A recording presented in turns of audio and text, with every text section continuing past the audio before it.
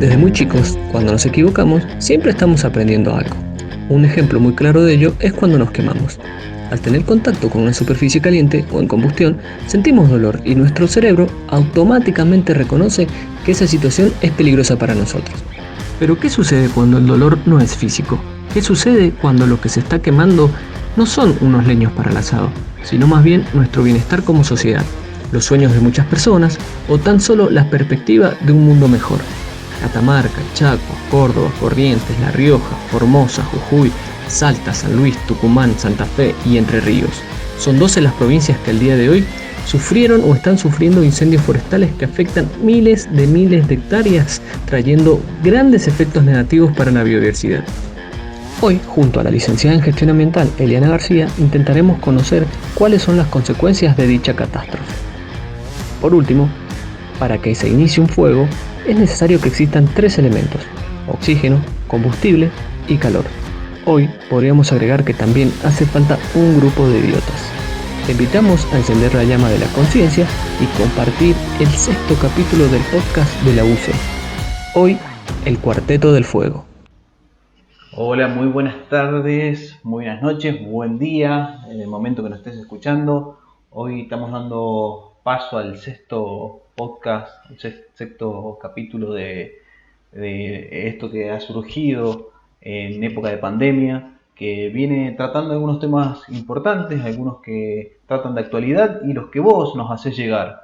Tengo la suerte de contar con el equipo de comunicación de la Universidad de Congreso, con Franco Allegretti, Brian Bondi, Lucía Sarmiento y quien los está conduciendo aquí hoy día conmigo. Así que vamos a poder darle paso a la licenciada Eliana García, profesora de la carrera de Gestión Ambiental, graduada de nuestra universidad, para que nos hable un poquito sobre toda esta situación, sobre algo que nos preocupa mucho y quizás no hacemos o no estamos pendientes todos los días, los medios no es noticia, pero que todos los años genera un gran impacto en el mundo. Así que hoy día nos toca a nosotros nuestro granito de arena y ponerlo mínimamente en conciencia para aquellas personas que quieren conocer un poco más sobre este tema. Así que les voy a dejar a los chicos que hagan la primera pregunta o le damos paso a Eliana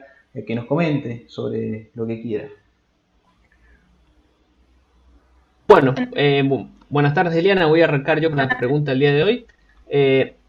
Técnicamente, a ver, sacando de lado si los incendios son intencionales o no, que lo podemos debatir un poco más adelante. Técnicamente, estos incendios se han generado por una gran sequía. ¿Es cierto lo que estoy diciendo? Es un factor, es uno de los factores que ha contribuido a que sean hoy en lo que son en sí los incendios, pero no deja de ser una condición ambiental la sequía, así como las altas temperaturas, la baja humedad, que eso hace que los pastos en sí estén secos, muchos vientos a veces también, pero en realidad el 95% de los incendios que hoy ocurren son intencionales y todos estos factores vienen a potenciar esa situación. Genial. No sé si algunos chicos quieren pasar con otra pregunta. Miren. No sé si quieren hacerlo, sí, pero... Buenas tardes, Eliana. Dale. Hola. Yo te quería consultar, como dice Franco, y vos nos decís que el 95% de los incendios son intencionales, ¿cuál puede ser una causa, cuál puede ser una razón, si se quiere decirlo de esa manera, para que exista ese fuego intencional a cargo del hombre, por decirlo de alguna manera? Bien. Bueno, causa única, como en todas las problemáticas ambientales, no hay.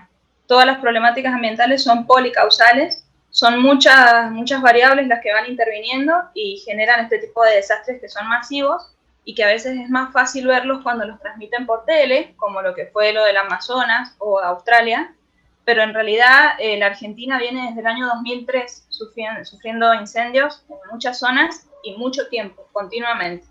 Que no sea visible es otro tema, pero esto que les estoy diciendo es uno de los factores que ha hecho que hoy estemos como estemos. Como no hay una única causa, hay también que analizar en qué lugar del país también es, porque también depende del sector para saber cuál es la causa, pero principalmente es el avance de la frontera agropecuaria, que es la necesidad de buscar espacio para plantar generalmente soja, desarrollar proyectos inmobiliarios, que en realidad se basa en ampliar la urbanización de una determinada localidad hacia el ecosistema. Por ejemplo, en Córdoba avanzan hacia las sierras, por eso principalmente los incendios se dan allí, además de en el llano. En Salta hacia el monte, en Mendoza hacia el pedemonte, que es algo que podemos ver fácil, cómo ha crecido la urbanización hacia ese sector. Y está más que nada ligada a cierto sector de la población con un poder adquisitivo, porque lo que se hace ahí es construir countries o barrios privados. O sea que este desarrollo urbanístico en realidad está destinado a un sector de la población, no viene a dar una solución al problema habitacional, por ejemplo, que existe hoy. Y en el caso específicamente de Salta, por lo que pude averiguar, la quema de pastizales se origina por los mismos propietarios de las fincas, que lo que tratan de hacer es tratar de limpiar el terreno, que solo hay pajonal y pastos secos, para tratar de que cuando vengan las lluvias se pueda aprovechar lo mejor posible esa tierra. Haciendo eso con el fuego, evitan usar máquinas para rastrillar la tierra, y al evitar usar la máquina tampoco usan combustible y tampoco tienen que pagarle un salario a la persona que maneja la máquina. Entonces, de esa manera lo consideran un ahorro. Digamos que en realidad, en teoría, cuando no lo pueden manejar bien, en la práctica se traduce en que no aplican cortafuegos, que no hacen guardia de cenizas. Entonces esas pequeñas llamas se van extendiendo y son las que generan los desastres que después se salen de control. Cuando esto se da en el llano, las cuadrillas de bomberos y sus vehículos pueden acceder, pero cuando estas llamas, potenciadas por el calor, el fuego, el viento, la sequía, lo que vos mencionabas recién, y llega a zonas más altas como la sierra, el monte, donde es muy difícil acceder porque el relieve no lo permite, ahí verdaderamente está el problema, porque ya ni los vehículos pueden ingresar. Eliana, yo te voy a hacer una pregunta, ¿cómo estás? ¿Qué medidas se pueden tomar en realidad para evitar, en este caso, los incendios forestales? Bien. Para saber qué medidas se puede tomar, es necesario pensar que, como vieron que yo les dije, que es policausal, digamos, no es una única causa. Obviamente abordar la solución tampoco hay un único camino. Para cambiar esa mentalidad hay que cambiar una frase que en gestión ambiental decimos muchísimo, y es el paradigma del pensamiento sistémico. O sea, tenemos que saber de que somos todos parte de un mismo ambiente, con lo vivo y lo no vivo, y que algo que afecta en una parte de ese sistema afecta a todo. Les doy un ejemplo. Un presidente se ocupa de su país, un gobernador se ocupa de su provincia y un intendente de su municipio. Es imposible analizarlo de manera separada, y es lo que hace este pensamiento sistémico es unificar eso, porque al final una solución en un lugar va a repercutir en todos lados.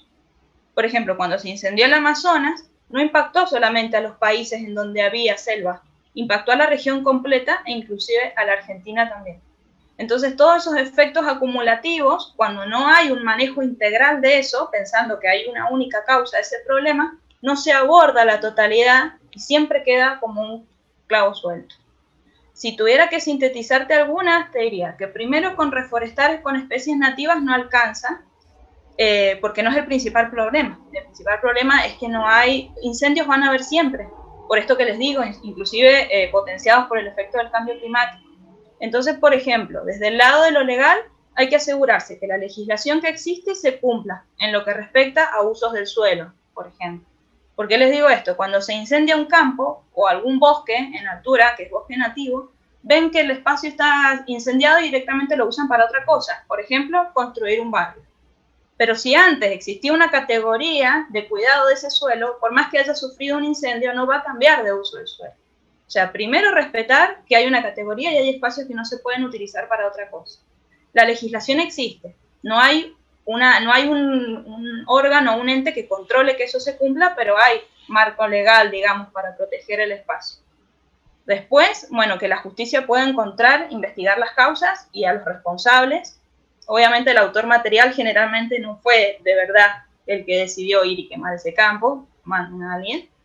Y bueno, aumentar el presupuesto en lo que es destinado al sistema de manejo del fuego, que no es solamente pagarle un buen salario a los que están ahí combatiendo el fuego, sino es darles infraestructura, capacitarlos, darles información, un traslado acorde. Y bueno, esto lo que les dije de conservar la normativa vigente es crucial, porque se está perdiendo mucha hectárea de bosque nativo. Solo en Córdoba ya se han perdido más de 300.000 hectáreas, solo en Córdoba. Me gustaría sumar algo o verlo, porque es como lo dijimos al principio, al no ser algo que está en los medios siempre, no es algo visible, porque quizás nosotros estamos en Mendoza, estamos en el Gran Mendoza, y no es algo que nos afecta directamente, no es algo que justo estábamos viviendo como pasó, no sé si recuerdan, no hace mucho, toda la zona del Cerro Arco, que se incendió, bueno, como no somos personas que vivimos cerca, quizás no nos afecta tan directamente, o no lo pensamos y decimos, bueno, pero quizá uno que se hizo un asado, quizá algunas de esas cuestiones. ¿Cómo generamos esa conciencia en todas las personas? Siendo que todos somos parte de esto. O sea, en algún momento nos va a afectar, porque se están acabando con, pero como lo acabas de decir, números hectáreas que son increíbles. O sea, estamos dándole lugar a no sé, a sembrar soja, como dijiste, o a complejos turísticos o countries, y en verdad no estamos atentando directamente contra los distintos ambientes, o sea, contra la fauna, contra la flora, contra un montón de cosas, y somos nosotros responsables. ¿Por qué? Porque directamente lo hacemos o indirectamente, o sea, dejamos que eso suceda, o sea, como decimos, bueno, es el avance natural del ser humano. ¿Cómo generamos esa conciencia? Que es un poco como arrancó Franco hoy día. Bueno, pienso que todo empieza desde casa. Antes de empezar, no sé, a pensar en qué hacemos por Córdoba, tenemos que pensar qué hacemos acá. Y tenemos que tener una noción de qué tenemos, por qué somos el desierto que somos, cuáles son nuestros recursos limitantes. Y nosotros ya tenemos una problemática de incendio. Conocer nuestra realidad, tener una percepción ambiental es importante. Cuando uno cuida lo que es de uno, inmediatamente cuida el resto. Si uno no sabe qué tiene que cuidar o por qué tiene que tener ciertos recaudos, por ejemplo, uno va a Villavicencio y ve, por decirles Villavicencio, pero hay un montón de lugares donde hay cartelería donde dice que no se puede prender fuego, que directamente no se puede acampar. Bueno, no son medidas restrictivas por molestar, por algo están ahí.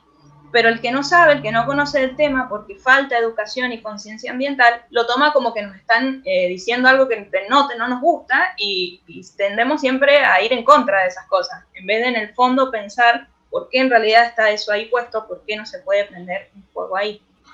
Este problema en realidad nace porque no sabemos lo que tenemos.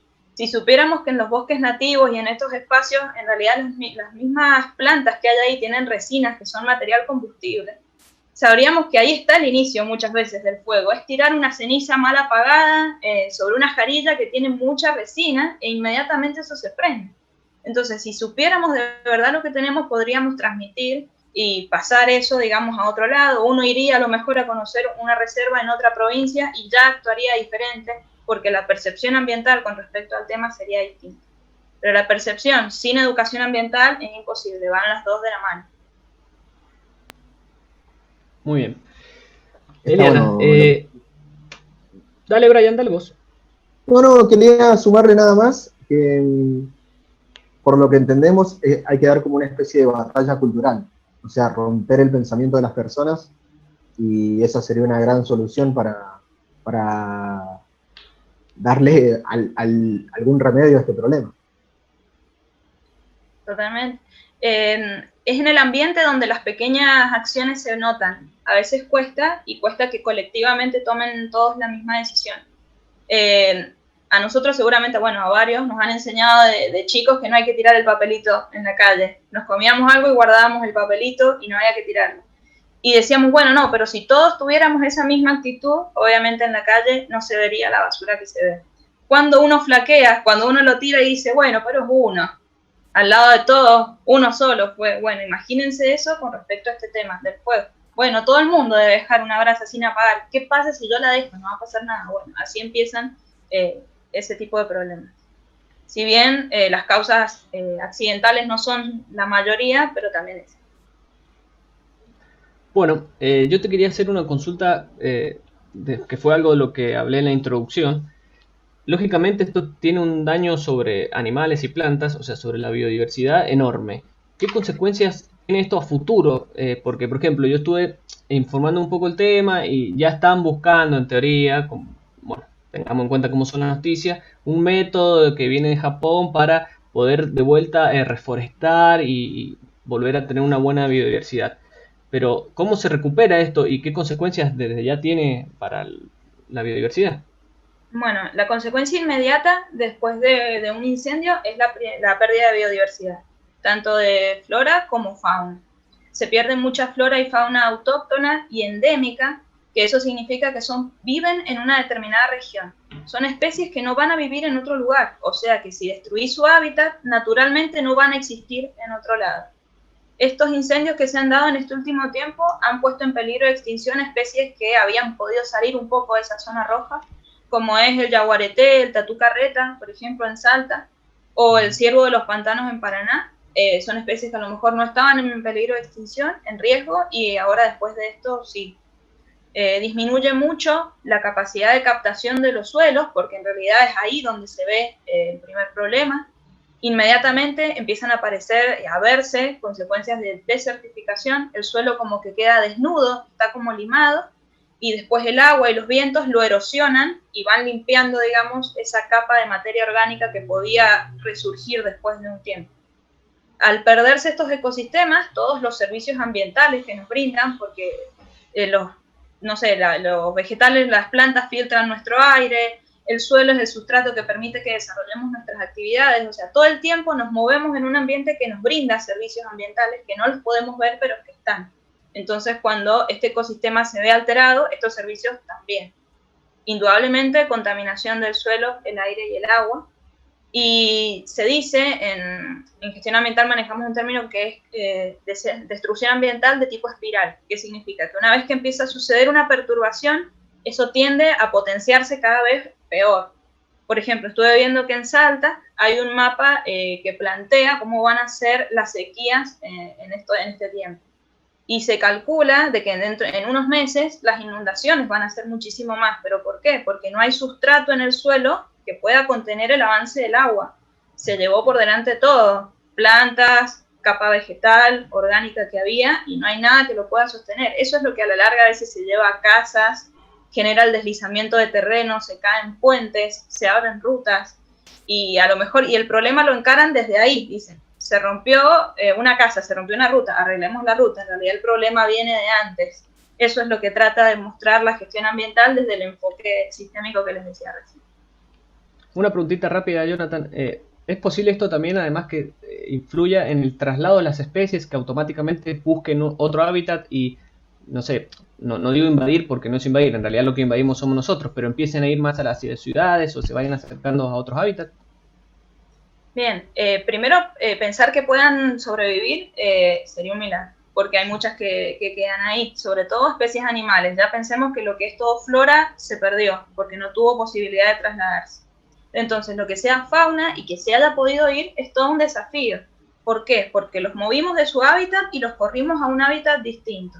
Si es un hábitat despoblado, tiene que ver si tiene algún depredador que antes no tenía y ahora sí, tiene que ver en qué parte encaja de su cadena alimenticia ahora en un lugar completamente nuevo, una especie susceptible a ser parasitada, a lo mejor por enfermedades que no habían, y ni contarle si llegan a la ciudad, que en realidad no es que llegan a la ciudad porque están bajando, nosotros estamos aproximándonos a su hábitat y ahí se genera el choque. Obviamente el balance no es positivo para ellos. Bueno, les quiero recordar a todos, estamos con la licenciada Eliana García, de la carrera, profesora de la carrera de gestión ambiental. Estamos hablando sobre incendios en Argentina, incendios en el mundo, sobre esto que en cierto punto es algo que se da de forma natural, pero lo que nosotros estamos viviendo de un tiempo a la fecha tiene el impacto directo del ser humano. Entonces tenemos que tomar conciencia y para eso hemos pedido a la carrera de gestión ambiental que nos pusiera en voz a una profesional. Por eso estamos con Eliana hoy día. Quería ir hacia otro lugar. Vos recién hablaste de distintos recursos que se utilizan o que se ven afectados después.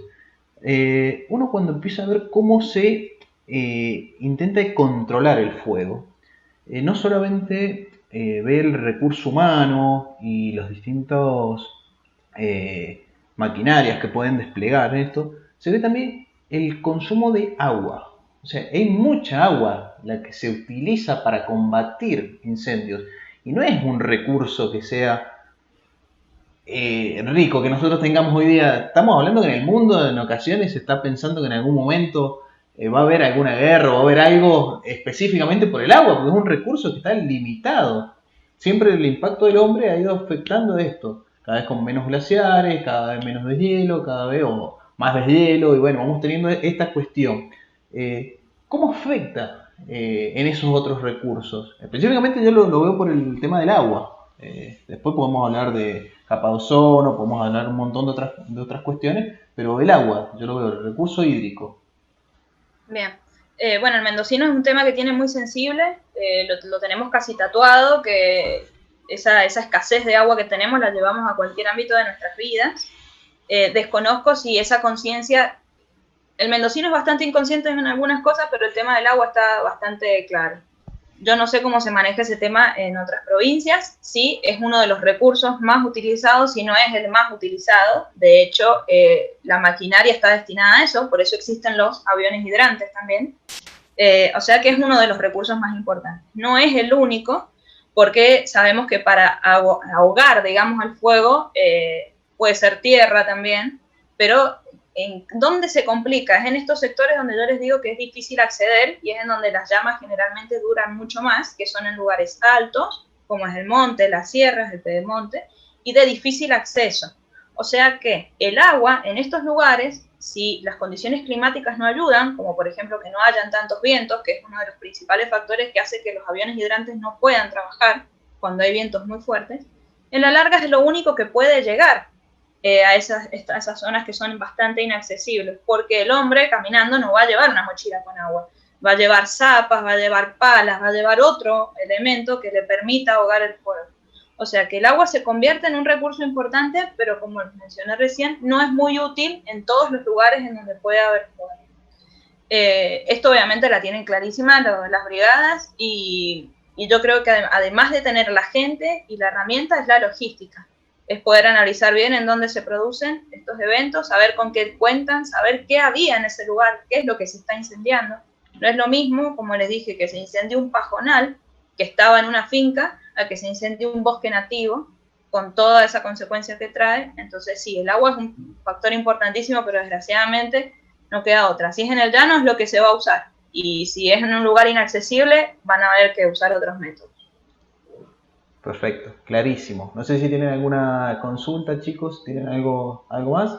Si no, yo tengo ahí que recordar que pueden seguir el podcast y todos estos contenidos a través de las redes sociales de la Universidad de Congreso. Estamos en colaboración con el Instituto Fabián Calle, que permite que también se genere este espacio en el podcast institucional de la universidad.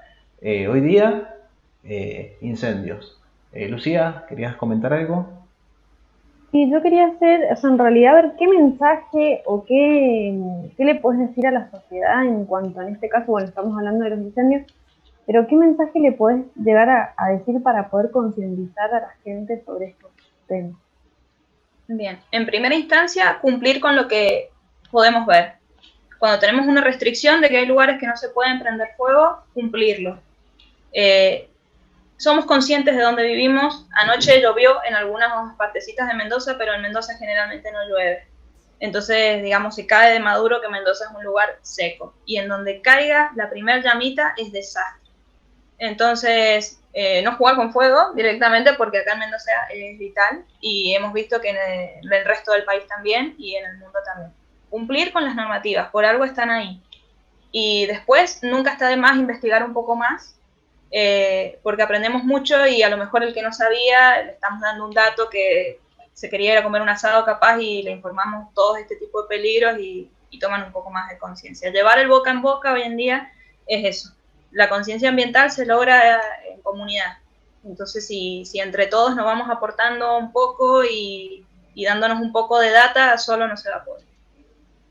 Sí, además está más que claro que es una cuestión de educación que no solamente viene además de la casa, sino que el Estado debería quizás impulsar un poco más en las escuelas. Eso es algo lógico. Yo te quiero hacer otra consulta y a ver si nos, para que la gente tome dimensión de lo que pasa. Suponete que no fuéramos seres humanos y fuéramos otra especie un poco más colaborativa con el medio ambiente y que fuera posible que se pudiera recuperar todo esto que se ha perdido. ¿Cuánto tiempo demora y cómo se recupera? Bien. Eh, los factores que influyen en la velocidad de recuperación del suelo están ligados a lo que fue el fuego que lo azotó. Todo depende de cuánto duró el fuego y de cuán intenso fue. Si este fuego duró mucho tiempo en un solo lugar y actuó constantemente, a la larga va a quemar esa porción de materia orgánica que siempre tiene el suelo y sería el banco de semillas que le decimos nosotros. Entonces, cuando esa capa de materia orgánica sobrevive con el tiempo, con la lluvia, con los animales que por ahí circulan, cursos de agua, algo empieza a crecer. Sucede que hay lugares que se han quemado más de una vez, inclusive hay focos que continúan activos desde hace meses. Entonces esto complica la recuperación del lugar y es muy posible que la capa orgánica del suelo ya ahí no exista. Es lo que les digo, no es lo mismo que se queme una finca a que se queme un bosque nativo. Es más fácil recuperar la finca porque es más accesible llegar ahí a un bosque nativo, que son especies que de verdad no van a volver a aparecer porque en muchos casos son endémicas. Así que todo depende de la intensidad y de la duración del fuego en cada lugar. Brian, no sé si querías sumar algo, pero Ya que lo mencionó, ¿qué quiere decir cuando menciona que una especie es endémica? Bien, los endemismos hacen referencia a especies que pueden ser animales o vegetales que habitan en un determinado lugar del mundo y que solamente en condiciones naturales pueden vivir ahí. A lo mejor reproduciendo esas mismas condiciones en un laboratorio es factible que sobrevivan. Pero, por ejemplo, la jarilla, que es una especie del monte, solamente se da en el monte. Y lo mismo sucede con otro montón de especies. O sea, que especies endémicas que se pierdan por un incendio en un determinado lugar se pueden considerar extintas o que naturalmente ya ahí no van a poder crecer. perfecto. Era para dimensionar más o menos la idea de lo que significa y de los causales que provoca toda esta catástrofe. Queda muy claro que el impacto del hombre es algo que no va a revertirse en el corto plazo, y de hecho en algunos casos ya es irreversible. Pero ahora, volviendo un poquito a lo que decía Franco, que decía esto tiene que ver un poco con el compromiso del gobierno, la educación, la Universidad de Congreso creo que buscó en sus inicios darle importancia. O sea, el compromiso ambiental que tiene es muy importante y por eso existe la licenciatura en gestión ambiental. ¿Podrías darnos algunas cuestiones importantes desde la carrera? ¿Qué es lo que se hace desde la carrera? ¿Cómo se lo enfoca al alumno? ¿Qué es lo que va a ser el profesional al momento de graduarse y tener su título? Porque en cierto punto es el que va a intentar de reeducarnos a toda la otra gran parte de la población. Entonces, así que, ¿qué es lo que se apunta desde la carrera? Y bueno, ¿con qué herramientas cuentan los graduados? Bueno, en las materias que me toca dictar a mí, yo creo que da en un nivel de consonancia con el resto de las materias que forman a la carrera. Le inculcamos al alumno la importancia, primero, de esto que les dije, de que aborden la problemática desde las multicausalidades que tienen. Hoy en día el pensamiento queda bastante corto si pensamos que un evento fue causa de un solo suceso y eso genera una sola consecuencia.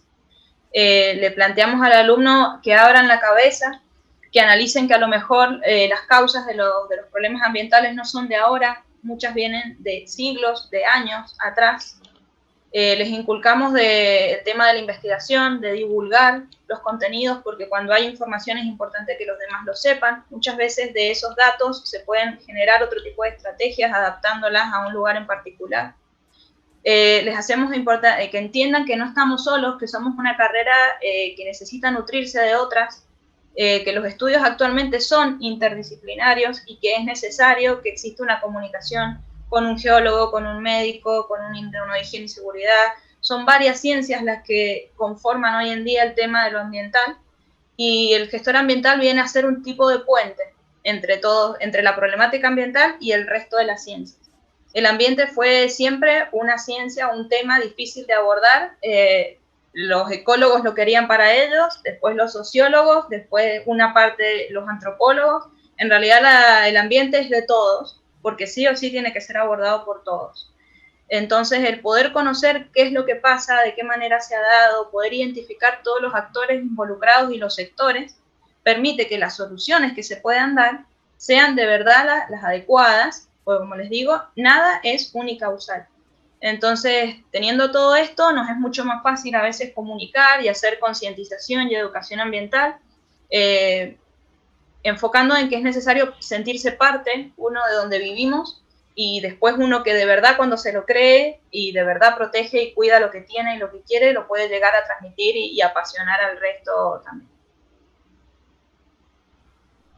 Bueno, perfecto, quedó más que claro. No sé si tienen alguna otra pregunta, chicos. Si no... Yo, si quieren, puedo llegar a decir un mensaje como para cerrar. No sé si están todos de acuerdo o alguien tiene alguna pregunta más. No, dale, estamos de acuerdo. Estamos de acuerdo. No sé, Elena, si en verdad estaría bueno que Franco diera un cierre o algo, pero me gustaría la palabra de Eliana, como así se lo solicitó Lucía un poquito, pero un cierre de ella con el mensaje. A ver qué es lo que le ha dejado este podcast y qué mensaje le gustaría hacerles llegar a todos los que nos han podido acompañar hoy día y bueno, y podrán escucharnos en su momento. Bueno, primero agradecerles. Es la primera vez que participo en un espacio así y la verdad que está bueno, me han hecho sentir muy cómoda, así que parecía una clase, que era lo que yo tenía más miedo. Como consejo a los profes que se animen, porque es como una clase, hacen que sea el ambiente cómodo. Y bueno, y a los alumnos que si bien no son a lo mejor de gestión ambiental y son de otra carrera, se den cuenta que estos problemas, y como he podido tener la oportunidad de escuchar los otros podcasts, son problemas y temas que nos involucran a todos en cualquier parte de nuestra vida. El tema de hablar hoy de incendios no significa que solo tiene que estar en manos de los ambientales, sino en manos de todos. Así que nada, que todos se contagien de esto, porque algo que ha traído la pandemia es acercarnos de esta manera y es bastante interesante. Así que está bueno. Muchísimas gracias, Eliana. Franco, te doy... Bueno, primero que nada, otra vez agradecerte, Eliana, por tu tiempo en este espacio. Y bueno, hacer como una reflexión, teniendo en cuenta más o menos lo que pasó el año pasado con el tema del agua aquí en Mendoza, con el lema de que el agua no se negocia.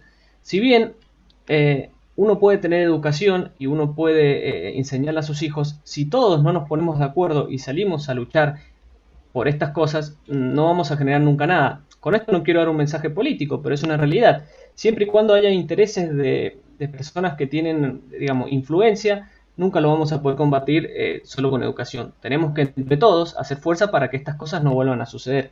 Así que bueno, para todos, ese mensaje, que no nos quedemos dormidos y que intentemos de que cuando sucedan estas cosas no quedarnos callados y hacer por lo menos ruido para que las autoridades peleen por nosotros y por todas estas causas, porque en cierta manera siempre va a estar desprotegido el medio ambiente.